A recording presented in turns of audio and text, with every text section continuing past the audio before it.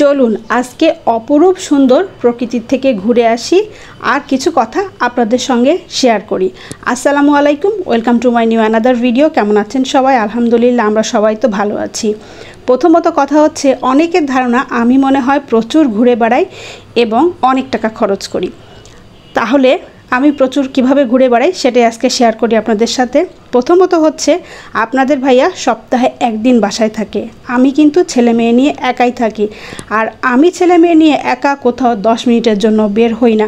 তো আমি কিভাবে প্রচুর বাইরে ঘুরে বেড়াই? সপ্তাহে শুক্রবারের যে একটা দিন থাকে, সংসারের সব কাজ শেষ করে বের হতে হতে দেখা যায় তাও প্রায় সন্ধ্যার আগে।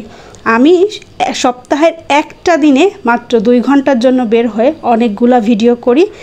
তো সেটা দেখে অনেকেরই ধারণা আমি মনে হয় প্রচুর ঘুরে বেড়াই। আর ঘুরে বেড়াতে কিন্তু প্রচুর টাকাও খরচ হয় না। আজকে আমি যে জায়গাটাতে এসেছি এটা হলো উত্তরা দিয়াবাড়িতে।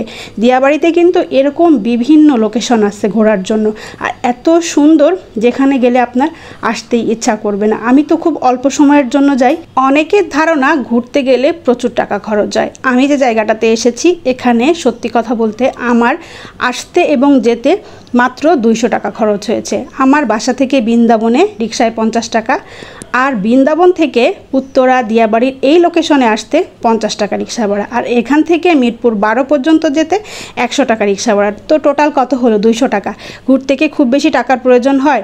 আর আমার বাচ্চাদের ঘুরতে আসলে খাবার নিয়ে খুব বায়না থাকে না, যে এটা কিনে দাও ওটা কিনে দাও। ওদের শুধু এরকম একটু রাইডে চড়তে দিলেই কিন্তু ওরা ভীষণ খুশি হয়ে যায়। তো তাই এরকম একটু দোলনায় আর নৌকার যে রাইডটা আছে, এই যে দেখতে পাচ্ছেন, এটাতে একটু চড়তে চেয়েছিল। আমরা যেমন বাইরে ঘুরে ভিডিও করতে ছবি তুলতে পছন্দ করি, বাচ্চারা কিন্তু এরকম একটু রাইডে উঠতে পারলে ওরাও ভীষণ খুশি হয়ে যায়। তো আর এখানে এসে মাত্র 10 টাকা 20 টাকার 2টা পপকর্ন কিনে দিলে আমার বাচ্চারা তাতেই মহা খুশি। তো খুব বেশি টাকা কি খরচ হলো বলেন? ঘোরাটা হচ্ছে আপনার নিজের কাছে, আপনি কিভাবে কোথায় কেমন করে ঘুরতে পছন্দ করেন। টাকাটা কিন্তু বড় কথা না, আর অল্প টাকাও চাইলে আপনি সুন্দর করে ঘুরে আসতে পারেন।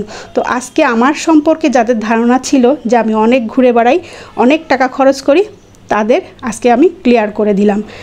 তো দেখেন কত সুন্দর প্রকৃতি। এরকম প্রকৃতিতে থেকে ফিরে আসতে কিন্তু ইচ্ছা করে না, মনে হয় এখানে বসে থাকি।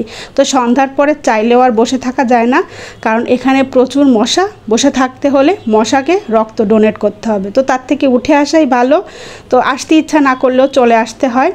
তো সন্ধ্যা হয়ে গেছে যখন, তখন ফিরতে হবে। আর এদিকেও ছেলে মেয়েদের ক্ষুধা লেগে গেছে। তো তাইফের আবদারে তাকে খাওয়ানো হয়েছিল এরকম লুচি আর চাপ। এটা হচ্ছে তাইফের ভীষণ পছন্দের খাবার। তো মেয়েও পছন্দ করে, তারও ভালো লাগে। তো আমি সবসময় চেষ্টা করি ওদের পছন্দের খাবারটাই ওদের খাওয়াতে। নিজেদের পছন্দ কখনো ওদের পরে আমি চাপিয়ে দিতে চাই না। ওদেরকে ওদের পছন্দ মতোই ঘুরতে খাওয়াতে আমি চেষ্টা করি। তো ভিডিওটি যদি ভালো লেগে থাকে তাহলে প্লিজ একটু লাইক কমেন্ট শেয়ার করবেন, আর আমার সঙ্গে থাকবেন, আমাকে সাপোর্ট করবেন। আল্লাহ হাফেজ।